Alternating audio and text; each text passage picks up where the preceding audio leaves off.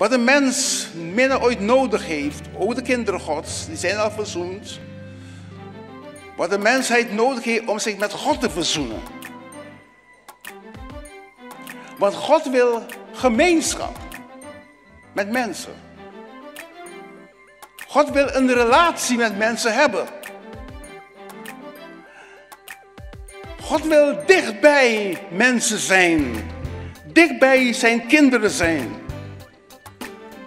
Want zijn tegenwoordigheid is zijn salving. Door Christus wil God tot ons spreken. Niemand komt tot de Vader dan door mij. Niemand kan bidden, oh God, hoor mijn gebed. Dat werkt niet. Je kan niet bidden, oh God, ik kom tot u, hoor mijn gebed, God. Oh God, wat bent u? Ik wil u tot iets vragen. Het werkt niet. Je kan alleen maar tot God gaan door Jezus Christus.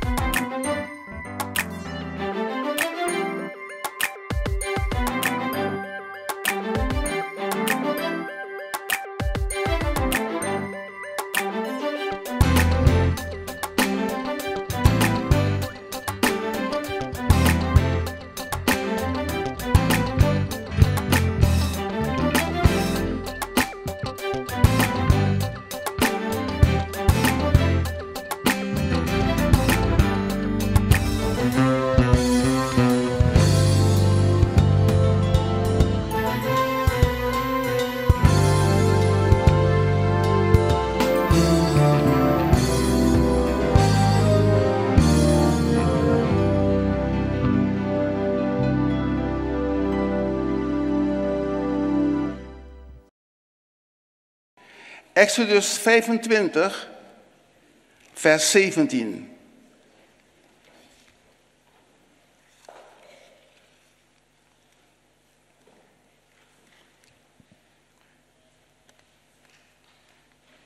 En daar staat, ook zult gij een verzoendeksel. Let wel, die met het avondmaal te maken vandaag. Daar brengt een profetisch woord daarover. Van louter goud.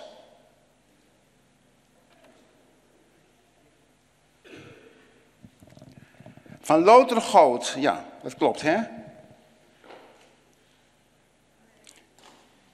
2,5 el lang en 1,5 el breed. Ik lees het ook in een andere vertaling. In het boek. Maak een deksel van puur goud. Een verzoendeksel. Van 113 centimeter lang en 68 centimeter breed. En gij zult 2 gurps van goud maken. Van gedreven werk zult gij ze maken.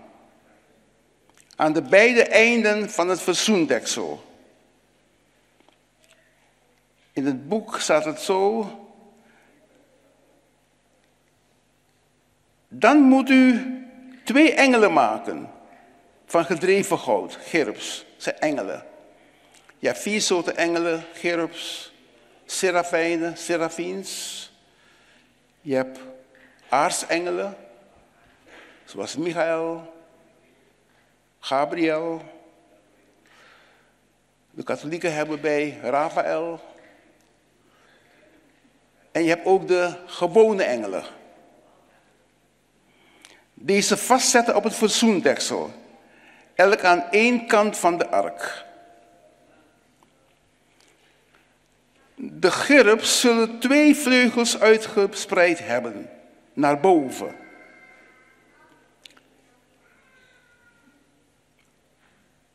Met hun vleugels het verzoendeksel bedekkende en hun aangezicht naar elkander gericht. Heb je een beeld van? Ze staan zo. op het deksel. Eén staat zo, de ander staat aan de andere kant. Naar elkaar gericht. Ja? Goed.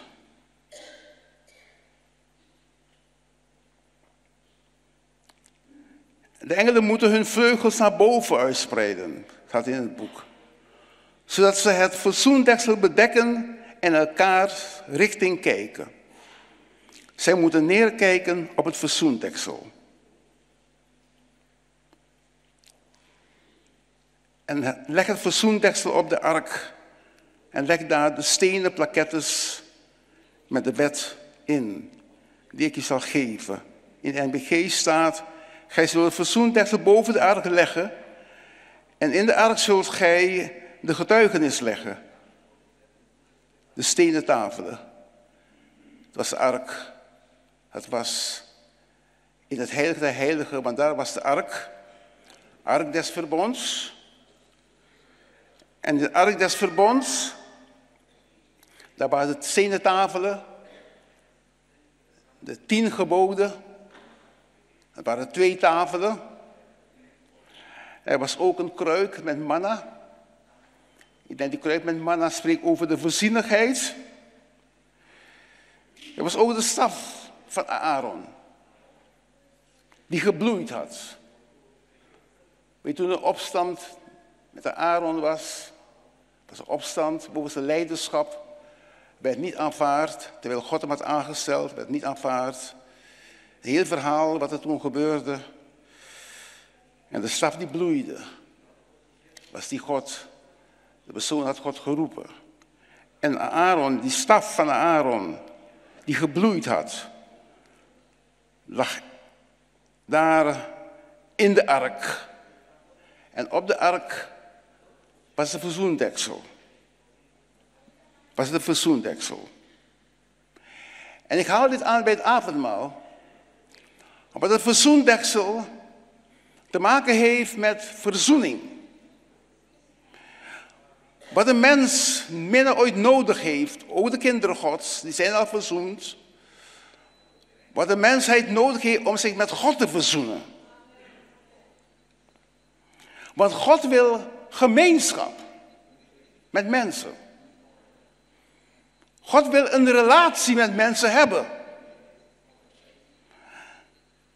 God wil dichtbij mensen zijn. Dichtbij zijn kinderen zijn. Want zijn tegenwoordigheid is zijn salving. En zijn salving werkt bevrijdend. En zijn salving werkt vernieuwend. En zijn salving geeft ons leven. En hij maakt ons vanuit zijn heiligdom. Vanuit het ark des verbonds. Maakt hij ons zijn heilige wil bekend. Wat hij heeft gegeven aan Mozes. Dat was ook een heel verhaal. De eerste keer toen Mozes kwam met de stenen tafelen, waren de mensen opstandig geweest. Ze wilden niet zo lang wachten. Mensen houden niet van wachten. Alles moest snel gebeuren. Ze bidden, Heere, zegen mij vandaag met 100 euro. En willen vandaag al 100 euro zien. Heer gaat je het geven, maar niet vandaag. Misschien na 20 jaar. Maar de mensen zijn ongeduldig. En toen Mozes dan terugkwam, toen zag hij wat er daar gebeurde. En hij gooide die stenen tafelen op de grond. Later ging hij weer naar de Heer. Want Mozes had een relatie met God. En hij kon die geboden op stenen tafelen krijgen. En God spreekt tot ons. En die 10 geboden zijn nog steeds van kracht. Hij is niet gekomen om de wet te ontbinden, om te vervullen. En mensen moeten niet denken, nu ik in de Heer ben, moet ik me niet houden aan de geboden van de Heer. De geboden van God zijn nog steeds belangrijk.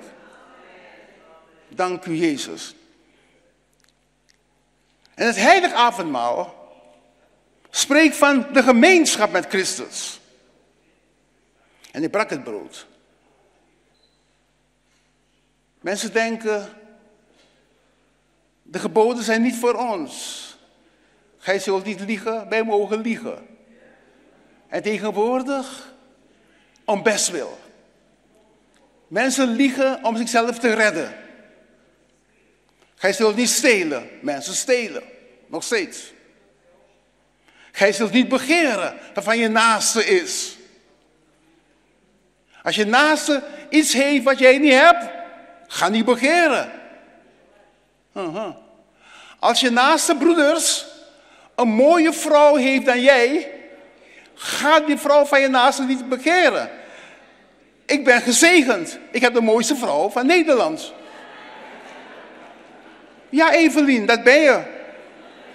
Iedere man vindt zijn vrouw de mooiste vrouw van Nederland. Broeder Lisdek, die daar zit, vindt zijn vrouw de mooiste vrouw van Nederland. Ja? Maar broeder Habers weet ik niet. Oké. Broeder Charles vindt zijn vrouw, niet waar broeder Charles? Of hou je meer van je dochters? Eerst van je vrouw, oké. Jij vindt zijn vrouw de mooiste vrouw van Nederland. Dank u Jezus. Amen. Maar gij zult niet begeren waarvan je naaste is. Dank u Jezus.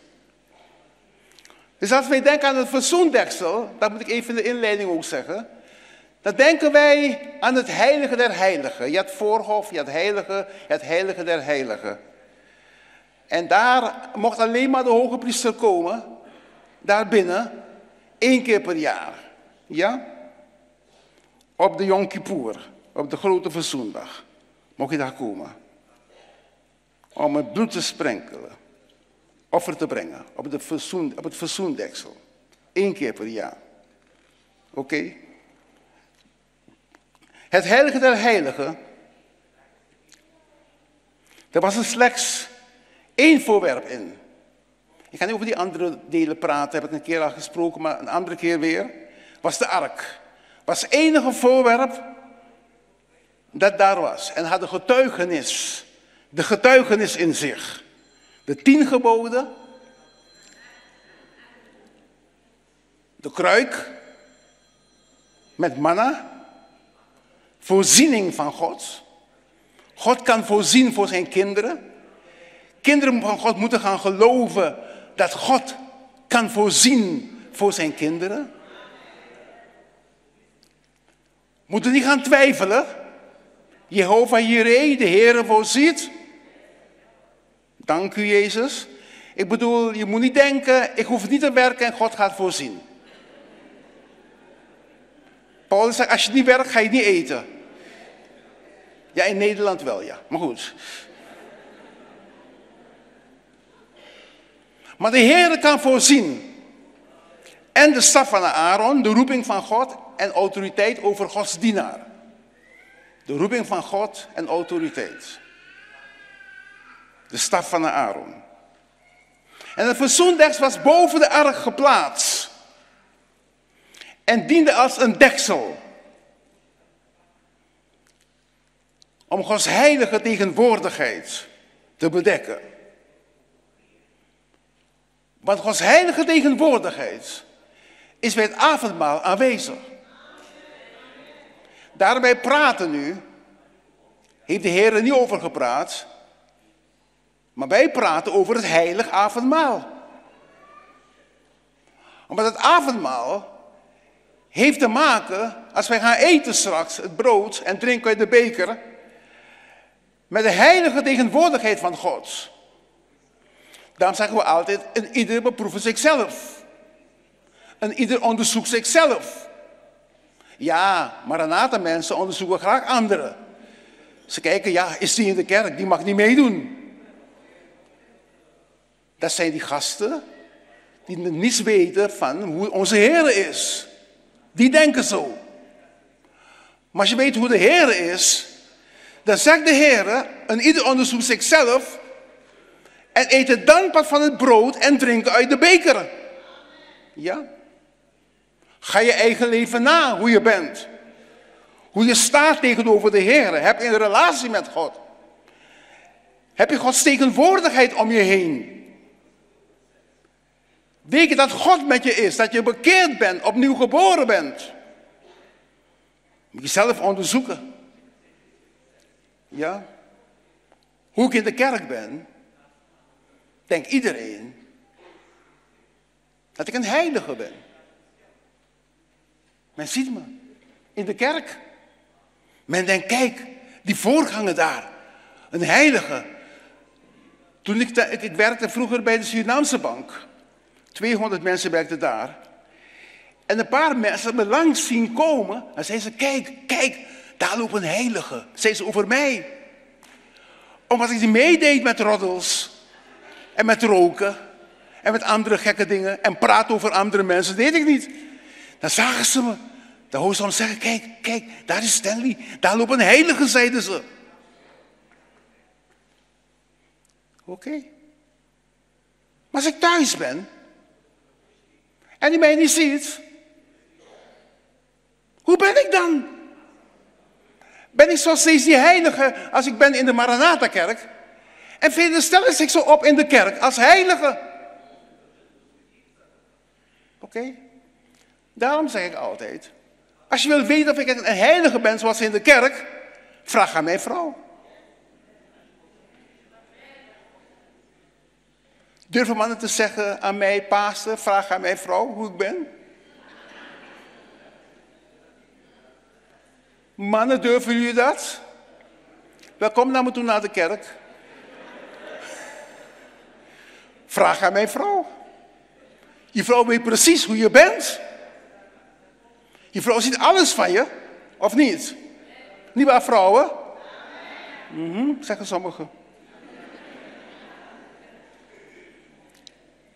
Het verzoendeksel, laat mij doorgaan, wordt de plaats van verzoening genoemd.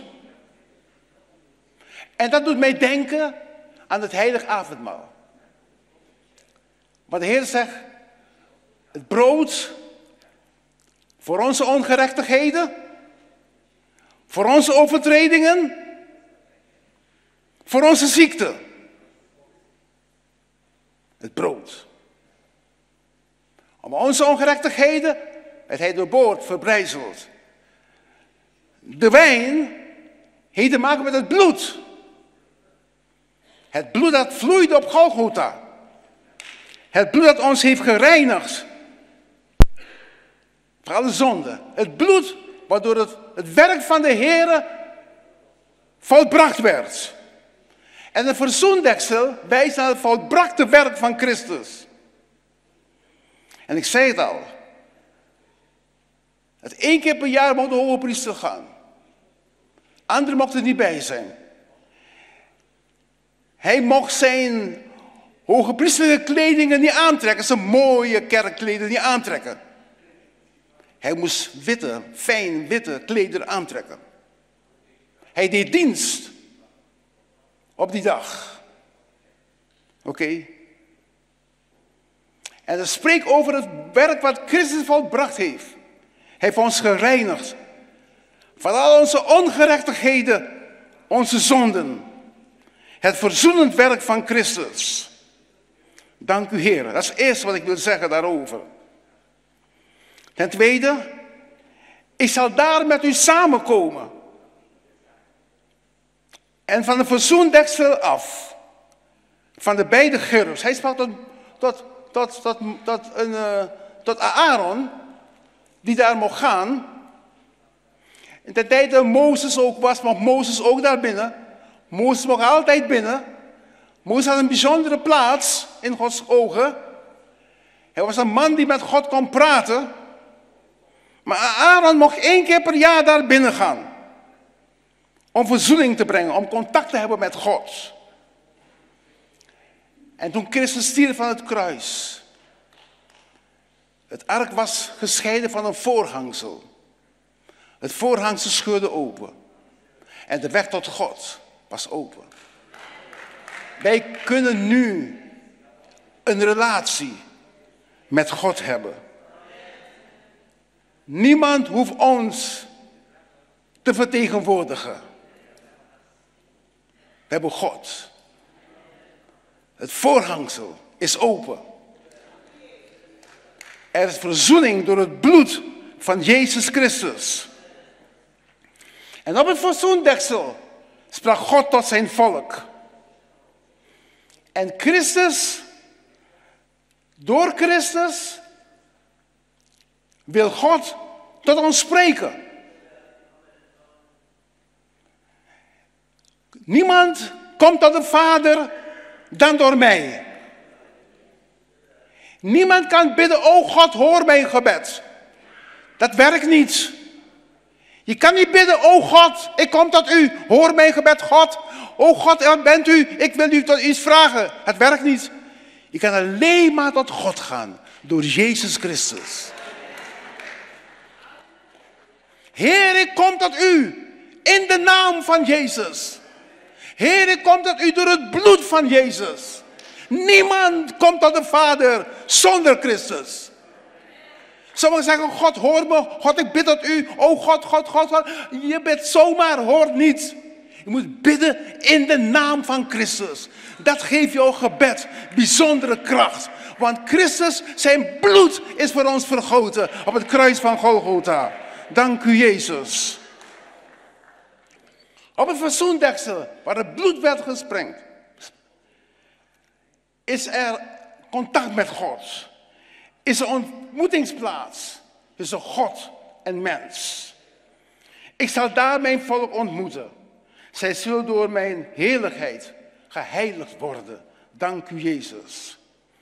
Ten derde, het verzoendeksel geldt als beeld van de goddelijke aanwezigheid. Als wij samenkomen, God moet er zijn. Ik vond het zo geweldig van die jonge dame die vandaag zong, dat ze begon over Holy Spirit, fill this place. En ze eindigde ook, en de voorganger gaat nu komen, laat me de weg voor hem voorbereiden. Zong ze ook Holy Spirit, fill this place. Het verzoendeksel is het beeld van de goddelijke aanwezigheid. God moet er zijn in de kerk. God moet er zijn in ons persoonlijk leven of niet.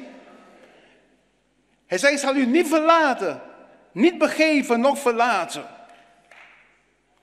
De hoge priester, hij mocht nooit zitten op het verzoendeksel.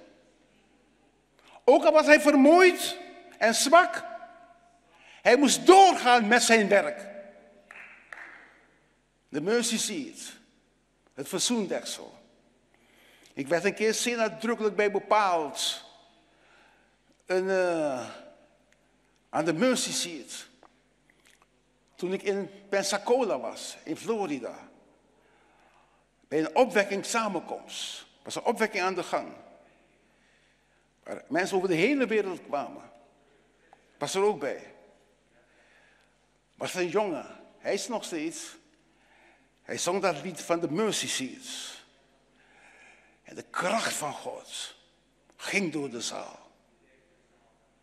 Is ongelooflijk. Mensen stroomden naar voren om Jezus aan te nemen. De mercy seat, het verzoendeksel. Want God wil zich met de mens verzoenen. De mens die in zonde is gevallen. In zonde geboren, in zonde is gevallen. Hij wil zich met de mens verzoenen. En het priestelijk werk kent geen einde. God slaapt niet. God is altijd wakker.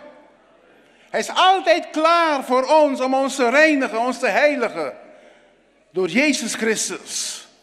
Het werk van Christus kent geen einde. Dank u, Jezus. Prijs uw naam. Het verzoendeksel, ten vijfde, bedekt de 10 geboden. Niemand kan de wet houden. De wet van Mozes bestaat uit 613 wetten. 613 wetten. Niemand kan ze houden. Kan je leven naar Gods wil? Is puur door genade. Gods genade is gegeven door het bloed, door het offer van Jezus Christus.